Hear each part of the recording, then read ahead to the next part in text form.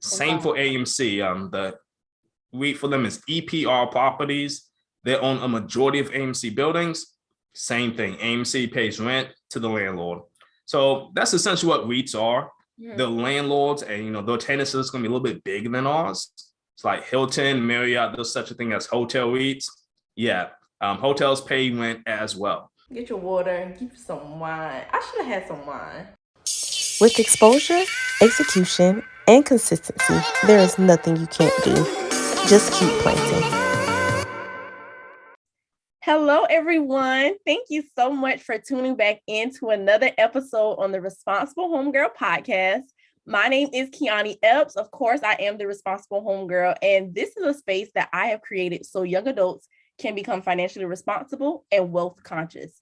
So like I always tell y'all, the way that we do this is by 1, sharing financial education, and 2, interviewing amazing entrepreneurs who are building their wealth through business.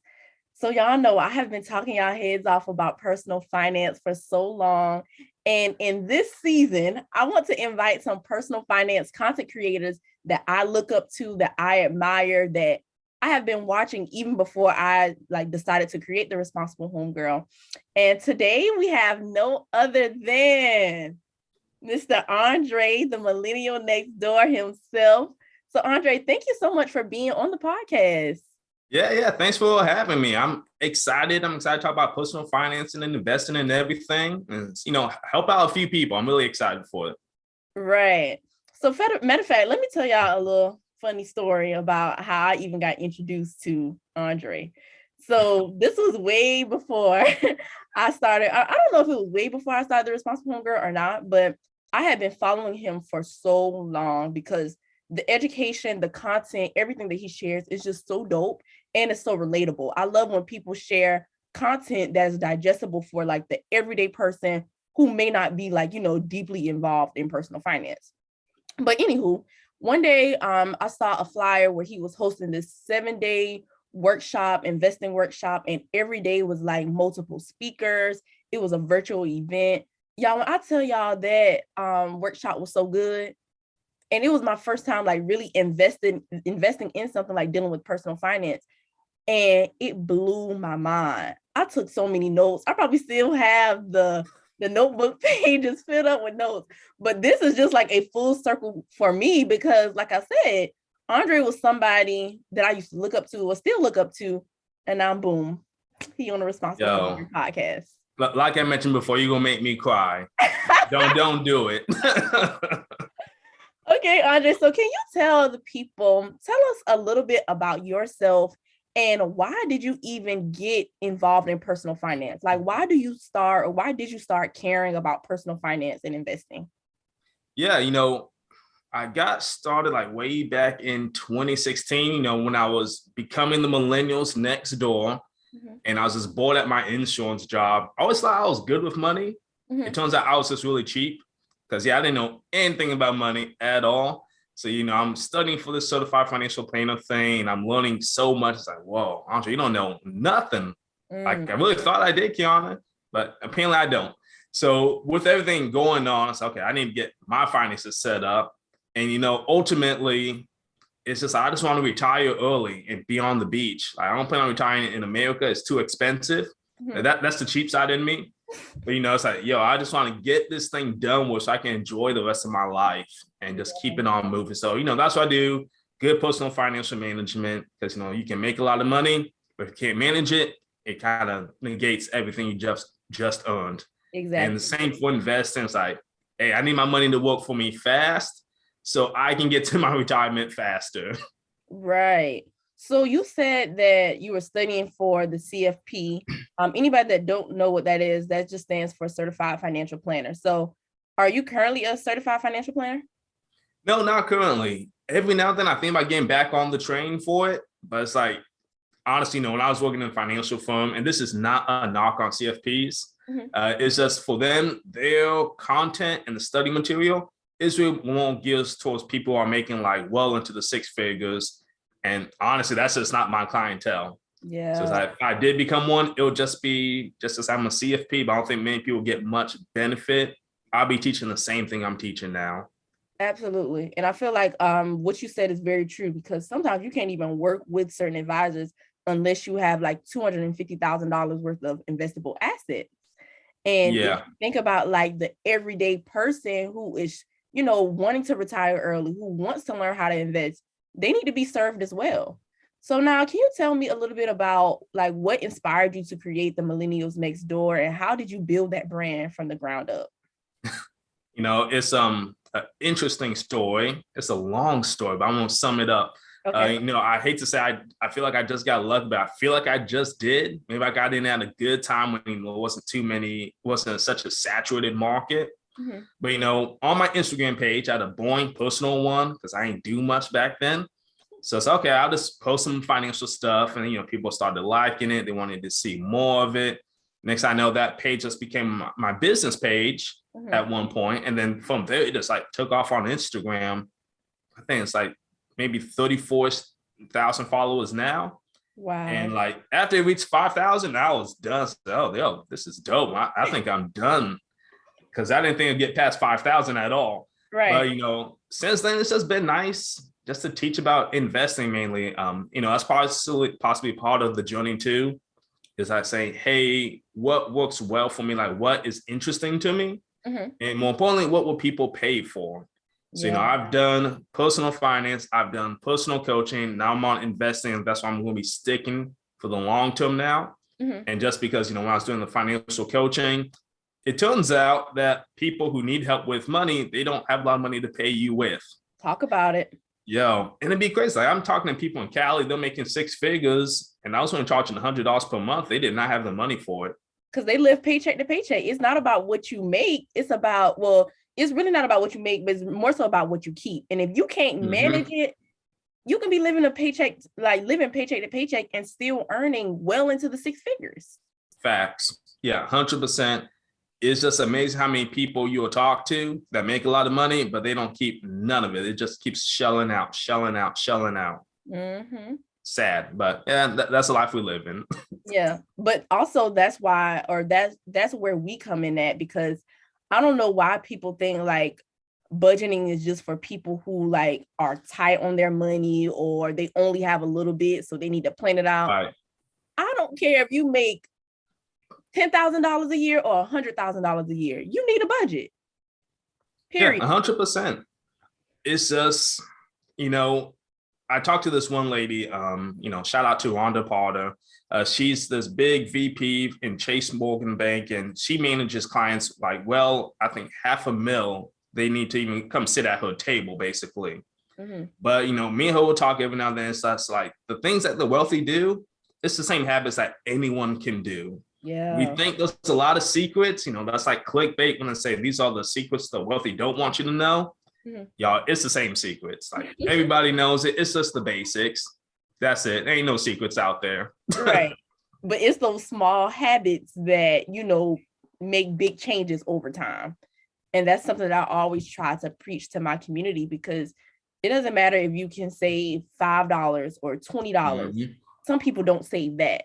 And then later on, you'll look at your bank account, your savings account, and be like, dang, I didn't even know I was doing it like this. Yeah, I agree. It's about the momentum and getting into the mindset. Right. So as you mentioned, if you can do like $5, hey, you're going to keep upping it and upping it and upping it. Because I'll say the same for you and me. Like we all didn't just start investing $1,000 at a time. Mm-hmm. It was like $10 here, $20 there, whatever I could get. Whatever I could get from Uber and my job. Yeah, you work with what you can. Yeah. And I'm happy you said that. Can you talk a little bit about during like your process, how you probably had to make sacrifices or do certain things so you could reach certain financial goals? Yep. So I'm still in the process of that right now. Yes. Talk about it. So I'm age 33. Mm-hmm. So life story real quick. Got out of college, been working in insurance ever since. Like I did some financial gigs here and there, but mainly insurance, right?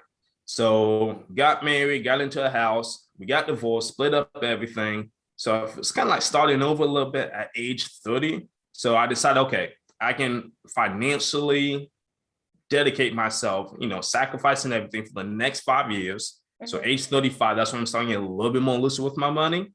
But, until then, it's like, okay, I just want to build and keep on building. Yeah. So some of the things, that I did sacrifice, and this is called delayed gratification. Let's see. I did Uber a lot. I kept doing my brand ambassador gigs. I did a lot of overtime. I moved into a house, into a townhome. And this was like before things went crazy in the market. But, this is going to be my first time living alone. But I decided, you know what? I'm going to get a roommate instead. Hey, the roommate income helped. I'm in my new house now. I sold the old house, made some money for me, bought a newer, nicer house. And for this one, my plan is to do Airbnb. I had it since October now.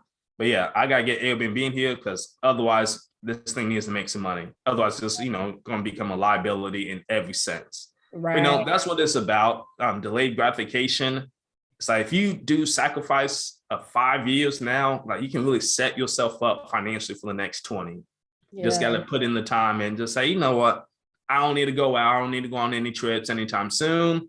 I think that's what a lot of people saw during COVID. If you can't go out, no trips, no bunch, like people save so much money during COVID. Exactly. So it's like, hopefully they kind of, keep that momentum going. And I love the fact that you said, like, if you just sacrifice 5 years, you can really set yourself up financially, because sometimes we're so busy looking at what we can get right here, right now, what we can post on IG, how we can look. But are you really focusing on the bigger picture? And I don't like to tell people to deprive themselves, but I do believe that you have to make sacrifices to get to where you want to be. Yeah. Yeah, it's really just an easy equation when you think about it. I mean, we always talk about just doing the simple things. So it's like, hey, save more, pay down debt, invest more. And as you mentioned, I think that's good. Like, you don't have to deprive yourself of everything. Right. Like last year I did go on one trip, but you don't need to go on maybe 4 trips. Right. Maybe you can dial it back a little bit. Right. Maybe you don't need to go out every weekend, which is like the reason why I spend so much money. So it's like, yeah, some weekends I just stay inside and I stay hidden from society. Because if you go outside, that's costing you $200. Easy. Easy 200. So Andre, you call yourself the REIT King. Now, my first time even knowing what a REIT was by attending your workshop. So can you tell my community, what is a REIT and why do you even care about REITs? Why are you so passionate about that type of investment vehicle? Yeah, so, we're going to play a quick game here. You ready? Sure. And these are not trick questions, I promise. So let's go ahead and name, we'll just do one. So the United States Postal Service System, right? USPS. How do they make money? Shipping out packages. Yeah, exactly, right? AMC, how do they make money? People come to the movie theater to watch movies. Yep, that's it. You see, no trick questions. But it's like for these type of companies, they don't really want to handle the actual building itself. So like the Postal Service, they're busy on delivering packages, they don't get here on time. AMC is busy on going and taking them, like movie tickets and charging for overpriced popcorn. They're not focused on the building at all. Right. So like there's one REIT called United States Postal Service. Realty. They own majority of the post offices in America. That's their niche. So like anytime you've been to the post office, it's a good chance they own it. And pretty much the USPS system, they pay their rent on an annual basis, on a long lease term, whichever one they decide to do. They're like tenants. Same for AMC. The REIT for them is EPR Properties. They own a majority of AMC buildings. Same thing. AMC pays rent to the landlord. So that's essentially what REITs are. The landlords and their tenants is going to be a little bit bigger than ours. It's like Hilton, Marriott. There's such a thing as hotel REITs. Yeah, hotels pay rent as well. So the reason why I'm passionate about it is, one, I'm not that big into owning multiple properties. It's not in my blood. I know people say you should, but hey, it's not for me. Yeah. It's like it's too much to handle sometimes. Makes my blood pressure go up. But like, it's a good way to invest in real estate without owning real estate. Like, you can still make money in the market. There's just so many different markets to make money in. So I mean, there's like 11 different sectors of REITs from like things you would never imagine if you ever been on the South Side. Like, you ever seen those billboards called Lamar? Yeah. Yeah, that's a REIT as well. Oh, They wow. own the plots, they own the billboards, and they sell the space pretty much. There's one REIT that's possibly coming out this year. They're focusing on Amazon warehouses. So Amazon will be their customer, essentially. That's going to be a gold mine. Yeah. It's like, hey, there's some good money to be made. The other big reason is the dividends. Real quick, for the REITs, they have to pay 90% of their taxable income back to shareholders. So let's say Tesla makes $100K in the year. They don't have to pay that to shareholders. REIT ABC, they make $100K. $90,000 of that is going back to shareholders in the form of dividends. Wow. So, it's good for dividends, steady growth, easy peasy. Yeah, I think this would be part of everyone's portfolio just a little bit, maybe 10, 20%. So can you tell me, like, during the pandemic, how people wasn't really going places and we weren't really in physical spaces. Did you see like a dip in your REITs, or did like those companies kind of like pivot so that they could still make money in some sort of way? For a lot of the REITs and just the general market, like March up until May, everything did. And needless to say, I took a lot of spending opportunities there. Yeah. So everything did. And some of them made transitions. Hotels, they did their best, but at the end of the day, if people aren't traveling, hotel REITs, they aren't making money. The next big REIT was office REITs. So we see that Twitter, Facebook saying that people might be able to work indefinitely. Hey, office REITs ain't looking too good anymore. Like, we don't know what's going to happen next. Yeah, we don't know. But other ones such as the mall REITs, so there's one called Simon Properties, there's one called O Realty. They own a lot of retails. Majority of the times, they just did their best to manage the spread of COVID, but they still made some decent money, especially once malls open back up, because that's where you're getting the vaccines at. You're getting vaccines at Publix, Kroger's, which, again, retail units by that O Realty, they own a lot of those things. Yeah, overall, they did their best. So now do you see it like, I want to say like coming back up as more people go outside? Oh yeah, most definitely. Things are coming back. I want to say the REITs this past year, they actually had the strongest comeback ever. I think it's like it was in the top 2 from what I've read. But yeah, as life gets to be where it was before, yeah, essentially everything's coming back. So warehouse REITs, there's such a thing called timberland REITs. They did very well this past year because like the lumber shortage. But even for hotel REITs, they are coming back. I don't think the hotel REITs they didn't pay much dividends last year, but we'll see for this year. But my strategy was simple for them. Purchase a bunch of them because they got really low. And it's just a long-term hold for me. It's like, it's going to go up when the economy goes up. Yeah. It'll go down when the economy goes down. Yeah. And one thing that I'm very happy that you said was like, it's a long-term hold for you. So can you talk to the people out there who may like be afraid to start investing because they don't want to lose money? Can you talk about the difference between short-term and long-term investing? Yeah. Short-term investing, you have a shorter time frame. So let's say maybe weeks, months, or 1 year. That's what we can use is kind of say, hey, that's short-term investing. Perfect example. Let's say I invest into Fiverr. That's one that I did recently. Fiverr, international gig economy, but it's like, this is like a short-term trade for me. I'm looking to make some money maybe in the next few months when things kind of get back to normal. Long-term trades for me, it's going to be index funds, ETFs, companies I don't see going anywhere time soon. I think for that one, I mainly did Google, Facebook, and Apple. In the long term, it's just easier in the sense because you give the company more time to grow. Yeah. Very similar, like, if you plant a seed, if it doesn't grow in the next week, that's natural. It's not going to happen overnight. You have to give these things time. So that's why long-term investing, you give the company more time, your chances of getting a better gain from that company is way higher compared to short-term trading. Yeah, I love that. And one thing that I learned about attending your workshop, I can't remember who talked about it, but they were talking about like basically investing in companies that you already use, that you already love, and that you know aren't going anywhere. So when I like have that in my mindset, when I'm picking different investments for my Roth IRA, I'm just like, okay, T-Mobile, that's who I pay my phone bill to. And there are millions of other people who pay their phone bill to T-Mobile. They're a pretty decent company.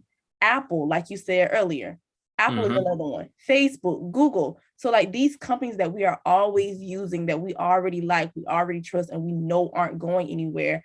I feel like that is a great way to, just start thinking about investing for the long term.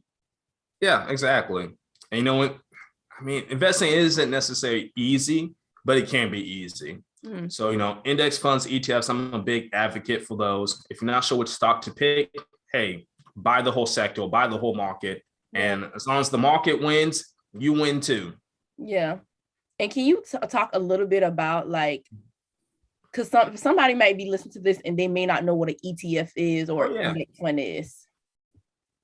For this one, simply put, index funds and exchange traded funds, aka ETFs, because it's a long name, they're pretty much a basket of stocks. Right. So in this basket, there's going to be 2% of stock A, 3% of stock B, so on and so on.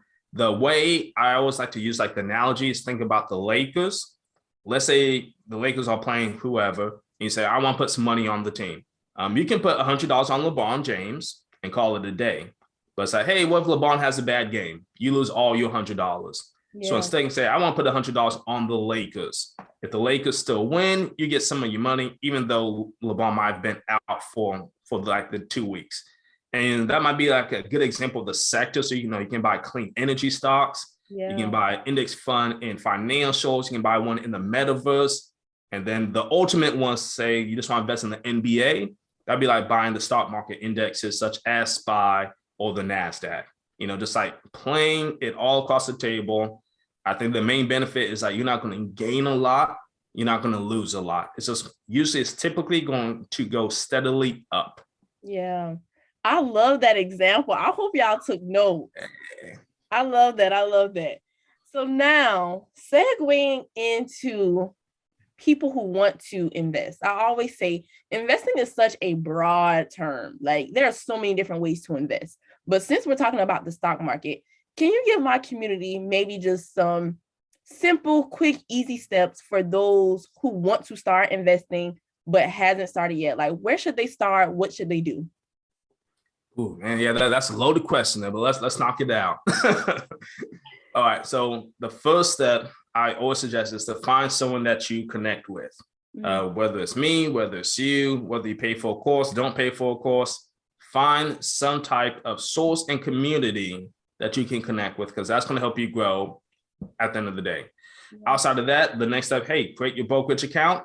Majority of the times, if they are charging you a fee to trade or open a minimum account, I'm going to say stay away from those. Mm-hmm. I think Charles Schwab, Fidelity, TD Ameritrade, Robinhood, Webull, they all do it for free now. So you shouldn't have to pay anything. And then, kind of like a house, you build the house, but you want to put money into it and, actually have something in the house. Right. So when you do your brokerage account, make sure that you invest the money, because I've seen it before in a financial firm. Someone put money in their account for 10 years. They thought they were investing it. No, it just sat there. Yeah. You got to make sure you pick the investments and buy into it. And I think the last tip I'll say that I definitely believe in is hey, create your portfolio balance. The one thing that you ideally want to accomplish, for me, it's 30% in long-term stocks and index funds. Then I have another 30% into REITs. Then I have another 30% into trend stocks, such as, low tech cap stocks right now, or Carnival Cruise Line or Royal Caribbean. And then 10% for risky stuff such as cryptocurrency and electric vehicles. So try and figure out your game plan before you really get in there, and diversify at all times, because if you invest in one company, you can make a lot of money, you can lose a lot of money. Absolutely. I'd rather you guys not take that risk, especially just starting out. Yeah. And thank you so much for that, Andre. The number one thing that stood out to me and that I always preach in my community is invest in your self-education. And that was the first thing that you said. Get connected to somebody. There are so many amazing personal finance content creators on Instagram, on YouTube, who literally create this content to help you learn. So if y'all don't get nothing else from this, educate yourself. Don't just take your money and start doing something just to do it. No, spend time consuming their free content, pay for some content. Like I told y'all, I paid for a workshop and it was amazing. I learned so much stuff that I can come back and share with y'all because of the investment that I made. So I would just say that is the number one, the most important thing to do is get connected with somebody and educate yourself. I definitely have to piggyback with you on that one. My quick story is, I think 3 years or so ago, I've been trying to get abs for the longest time. Mm-hmm. And I'm just like going just in the blindly in the gym. I'm not sure what I'm doing. I'm wasting time. I ain't going that much. But I think that if I would have just hired a trainer, right, I'll probably be dealing on a 6-pack right now. At least I would imagine. Right. But same for investing. If you don't have to go through the school of hard knocks, don't do it. You're wasting time. Right. Just go ahead and make the investment. Find someone that you really vibe with, that they seem legitimate. Hey, if they're not legitimate, you made a mistake. Mm-hmm. Come back to us, ask us for some recommendations. Yeah. I'd be more than happy to recommend some friends or myself. Absolutely. Yeah. And the personal finance community, we're pretty tight knit. We support each other. We know that everybody has their own different lanes. And I promise you, if you want to start investing, like, find your favorite person that speaks your language and just go all in. Mm-hmm. Oh, and one more thing I just want to add on to, and I'll be rambling. If you're not into investing, like you're not into the whole DIY stuff, hire a financial advisor. Yeah. They charge 1% of your assets. We mentioned before that a lot of them usually don't take low amounts, but you got to find someone. Mm-hmm. Just because you're going to waste more time if you don't do it yourself. Just pay someone else to do it for you. Right. Go out and find them. Yeah. And thank you for bringing that up, because even though I'm in personal finance, investing in the stock market is not really my thing. Like, I would rather build my wealth through business. And that's why I talk a lot about entrepreneurship and building a brand and different stuff. So that's another thing. Figure out what really works for you. And like you said, Andre, earlier, like, you love REITs because you don't really want to be hands-on with owning property. So that's another thing. Like, figure out what you like, what works for you. You don't have to do something just because it's hyped on Instagram or hyped on social media. Yeah, well, I think the new hype is the NFTs now. Yeah. I ain't going to go on my rant for that one, but maybe another day. I don't even have anything to say about them, honestly, because I haven't done research. But I need to put that on my to-do list to do some research on them. But I know it seems very interesting. Mm-hmm. Plus, I think a lot of people are getting excited way too quick before we even know what's going on. Yeah. But hey, kind of reminds me like cryptocurrency when that first came out. Yeah. So many different things, and so many people are making money and losing money, scamming people. I just gotta stay out of it for the time being. Yeah, I got you. So, Andre, thank you so much for being on the podcast. Can you please tell the community or my community how they can support you, what you have coming up next, and of course, where to follow you on all social platforms? All right, so in true millennial fashion, I'm on Instagram. You all can follow me at the Millennials Next Door. As far as the two major things I have coming up, I'm doing my winter cohort. So if you do want to do it yourself investing, I do 4 days of like very intense training. And then we have group coaching calls like twice a month. And then outside of that, I have my own podcast as well. It's called the Flavor Podcast. Yep. Hey, it's so good.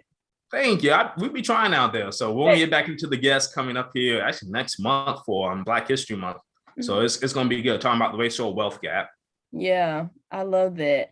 And y'all, please, if you're interested in really learning how to invest yourself, I'm telling you, make the investment, because like I told y'all before, this is probably like 2 summers ago. I think it was 2020 when you had the 7-day investing workshop.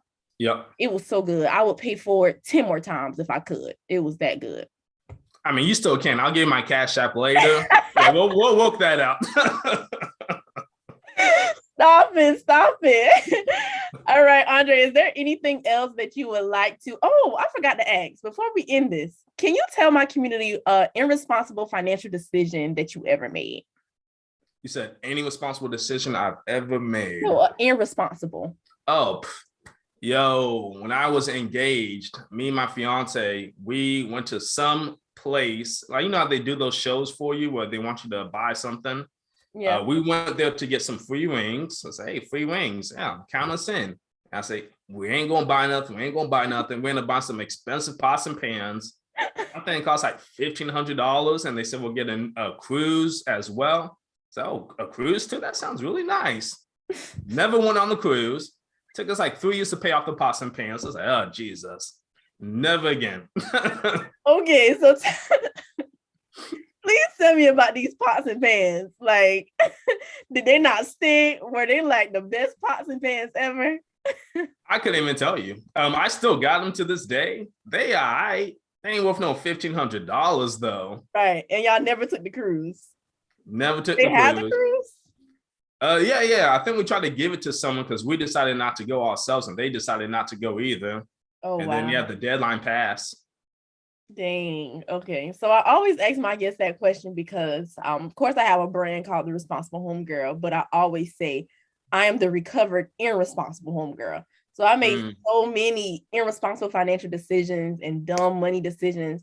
So I just like for other people to share their irresponsible financial decisions. So anybody listening, they won't feel like, oh, I'm all in this alone. Like, no, we've all made dumb mistakes with our money, but the great thing to do is just recognize that and then take the steps to move forward. Facts. We all been there. And in today's world of Instagram, we only see the highlights. Yeah, you got to see the bloopers on the other side. Absolutely. We all been there. Absolutely. Thank you so much for being on the podcast, Andre. I really appreciate it. Is there anything else that you would like to tell my people before we close out? I say just be proactive compared to reactive when it comes to investing, and really just your personal finances. Like the time you want to ask for help is when you don't need it. So get it in there early. So it works a lot easier, I promise.